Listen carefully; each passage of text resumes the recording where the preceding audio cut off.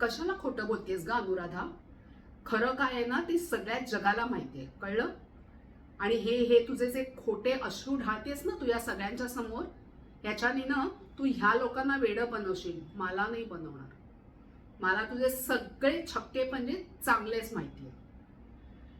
जहागीरदारांच्या सुनेसमोर तू बोलतेस आणि तिच्या समोर तू उभी आहेस एवढं लक्षात ठेवून तू बोल, समजलं? हो, तू जहागीरदाराची सून स्वतःला समजत असशील, पण मी तुला शेवटपर्यंत समजणार नाही. तू ज्या सगळ्या क्लुप्त्या लढवून आणि छक्के पंजे खेळून तू ह्या घरात आलीस ना, आणि आता त्याचाच उपयोग करून तू तुझ्या भाचीला ह्या घरामध्ये घुसवायचा प्रयत्न करतेस.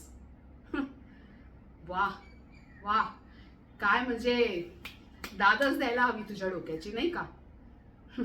आणि तुझ्या या सगळ्या जे क्लुप्त्या आहेत ना, त्याचा परिणाम माझ्यावरती कधीच होणार नाही, हे तू समजून घे, कळलं? आणि ही गोष्ट मी माई साहेबांच्या कानावरती घातल्याशिवाय राहणार नाही. माझ्याशी कुठल्याही प्रकारची हुशारी तू करू शकत नाहीस.